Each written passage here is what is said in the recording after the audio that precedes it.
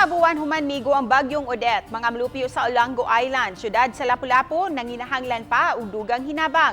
Samtang GMA Kapuso Foundation may apod-apod na usabog hinabang sa upat ka mga barangay sa isla.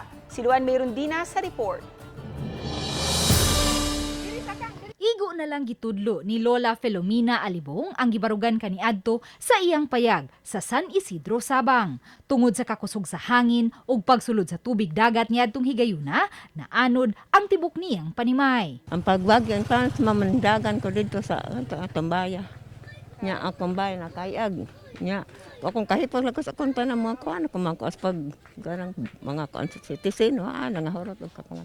Ang mga salin sa bagyo nga mga amakan ug mga plywood ang gipamunit nila sa iyang anak ug mga apo ug mao'y gigamit nila pagpabarog sa gamayng payag nga mo'y ila karong gipuy-an.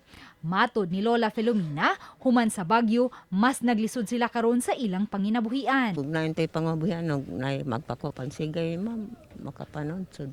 Makasigay niya akong papangahoyon sa akong bako.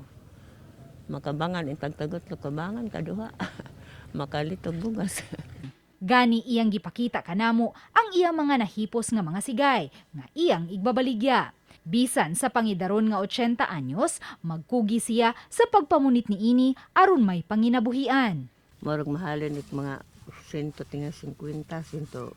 180? 120. 120? Okay, tagkara mong kaltik ani. Tag 70.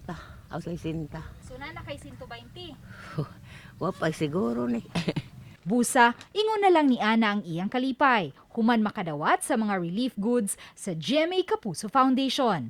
Gawas kang Lola Filomena, dayag usab ang kalisod sa pagpuyo sa ubang mga taga-isla. Ang GMA Kapuso Foundation miapod-apod og mga relief goods sa 2,000 ka mga pamilya gikan sa Barangay Sabang, Baring, Kauoy ug San Vicente. Salamat, GMA Kapuso Foundation! Uban ni Marlon Melgazo, Luan Mayrundina, Balitang Bisdak.